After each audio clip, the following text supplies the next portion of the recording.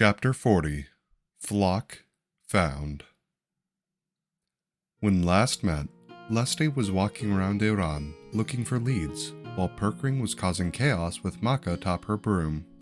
As Leste walked the streets, she heard no leads in the city, but heard a rumor that Meryl, the guard captain of Lio, had a child go missing a few months ago, and that there was a group of people camped outside of Iran that the townsfolk disapproved of. She then returned to the rest of the group, and the natives of the menagerie explained that the group camping out likely were vow breakers, people who were deemed untrustworthy, and as a consequence, were cast out of society, with little possessions and their familial name stricken from them. Just to be thorough, the menagerie took a 2-hour detour to the campsite to see if these vow breakers had heard of any disappearances, and disappointingly, they had nothing.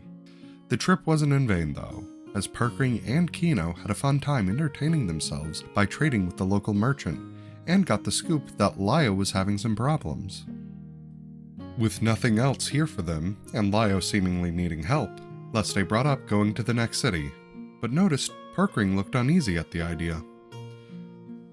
She confronted him by taking him into Kaun's bag and talking to him.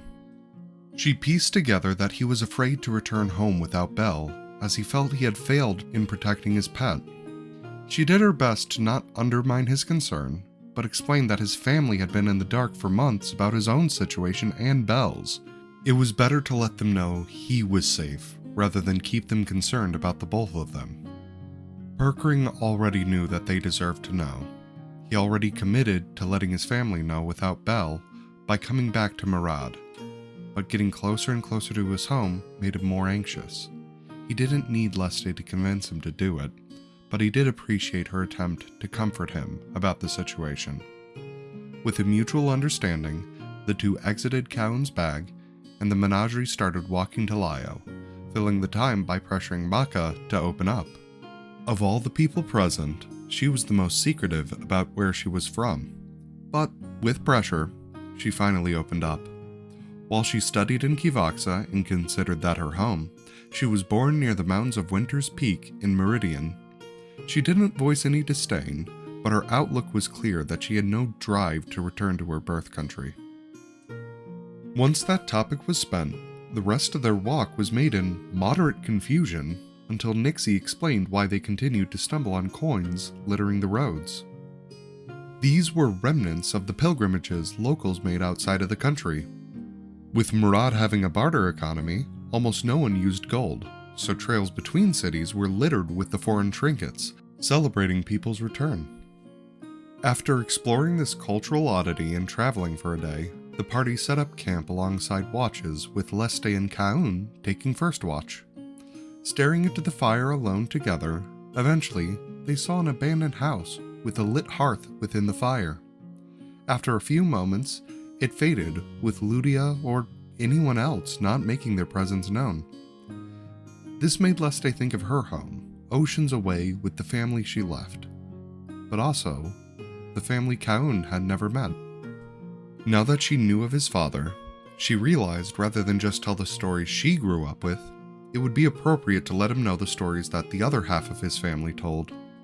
She prefaced that this was only a story she heard told in passing, but it was one he needed to know for his father's sake, and he could ask his father about it once he visited the country. During the Draconic War, legend says one of the gods sent down a figure to save dragonkind. This figure never had a need for a name. Instead, it only focused on protecting those the Hollands and Meridians pursued. This figure worked in the night, shepherding innocents to safety and striking down aggressors and outposts with almost unmatched fury. Only one was ever known to match their wrath, and that was the dragon that held their bond, Panoptes. Eventually, these two worked together and tracked down the person who instigated this horrifying war and raised their life and legacy from history. Shortly after this instigator disappeared from history, the war ended, and so too did this nameless hero, returning to the god that summoned them, being never seen again. To this day, it is debated on which god summoned this hero, and if they were even divine at all, but whoever they were, someone wanted to keep them secret. The only ones that still keep track of this nameless figure are the Panoptes family, and they continue to spread their legacy, even if their reasons for joining this fight were unknown. Kaun listened patiently, finding it hard to comprehend the need for such a warrior, then looked out into the night, waiting for any disturbance. With nothing happening for the rest of their watch, they took their rest, and watch went to Kino and Maka, then to Perkring and Joker after an uneventful night. At morning, everyone started packing up, getting ready to leave, then noticed the weather. At first, it was a calm drizzle, but as the afternoon approached, the rain came down harder and harder. Kaun had not experienced this before, but he loved it. The petrichor before the storm's arrival and the aggressive rain pelting off his hardened scales. This felt right to him, to be one with the storm. He basked in the rain as he walked along until he finally witnessed it for the first time.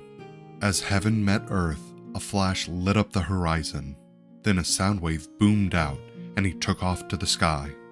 Off in the distance, he saw a cloud pulsing with a power he felt kinship towards. He stayed above the menagerie as they traveled for the rest of the day, basking in the beauty of the storm, and growing excited every time lightning erupted, wishing its power would embrace him, although it never did. Around mid-afternoon, Maybe its menagerie were met with the clearing around Lio, and found an assortment of toys and trinkets beside the forest's edge. Noticing this, Perkring wrapped the quilt he threw around himself for the rain tighter, and adorned himself in mismatched armor and an antler. No one pressed him on this, and they all continued until he heard a voice. Two females heard off in the distance, slowly fading as they returned to the city. This caused the bird to stumble, and once out of earshot, they all continued. The presence of guards and locals were minimal due to the weather, so getting into the city was a casual endeavor, and the first thing the menagerie noticed was a courtyard. It held murals of Olive Culeid's ashen, alongside a mural of a red and silver dragon surrounding a tree. Normally, murals like these depicting the Ashen are of the Ashen race, but instead, these murals were much more specific, such as Storgia being depicted as a scarred drow woman with the simplified symbol of Isoto on her arm. Perkring, Maka, and Leste all spent time here revering Ludia and Storgia, and once everyone was done, Leste led the menagerie to find the guard station. It was easy enough to spot, so they all entered, with Perkring making sure to hide behind Maka. They were greeted by Ethel Stillcloak, a receptionist who was already aware of Maybe It's Menagerie's accolades and reputations. Leste asked her if she knew who each member of the menagerie was as well, and after mistaking Kino for Kaun, Leste took the time to introduce everyone one by one, up until Perkring. When she got to his introduction, she realized he snuck off for some unknown reason, so anxiously, she told Ethel that the final member of the menagerie was Perkring. As Ethel heard that name, she froze. She knew Leste wasn't lying, so she yelled for her captain to come to the room. From an adjacent doorway, a middle-aged human entered the room, recognized who was before him, and introduced himself as Guard Captain Callisto Merrill, then inquired why the menagerie was here. Leste was quick to the point.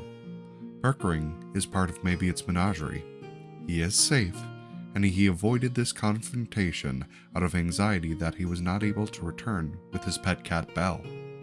Shocked at this, he knew he needed to act.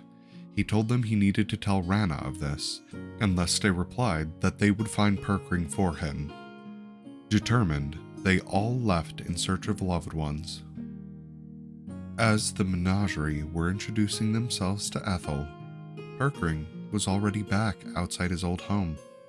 In the rain, he peered over a windowsill and saw his family, Rana and Reva, playing together. Unsure and anxious, he watched for a bit longer, then stood a few feet from the entryway door. He turned his back on the door, then knocked on it with his mage hand as he wrapped himself tighter in his quilt. He heard Rana tell Reva she was getting the door, then heard footsteps approach, then heard her open the door and ask what he needed. Perkring used a voice she had never heard before to keep himself hidden, but his disguise began to falter. The horn he had on his head fell, and he stumbled to pick it back up. He kept accidentally kicking it away, trying to grab it while wrapped up in his quilt, until he stepped on the blanket and tugged that off.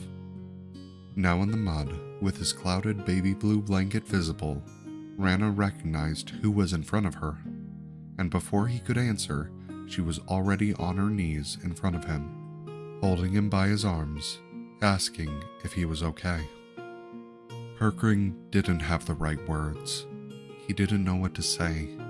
He started getting choked up, so Rana hugged him. Emotional, he reciprocated and let her know Belle was missing. She let him know that Belle will be found. All that mattered was that he was safe. Shortly into their embrace, they heard a pair of rushed feet jolting through the muddied ground. Callisto rounded a corner to his house and saw them on the ground. Wordlessly, he got to his knees as well and embraced his flock. With that, let us continue.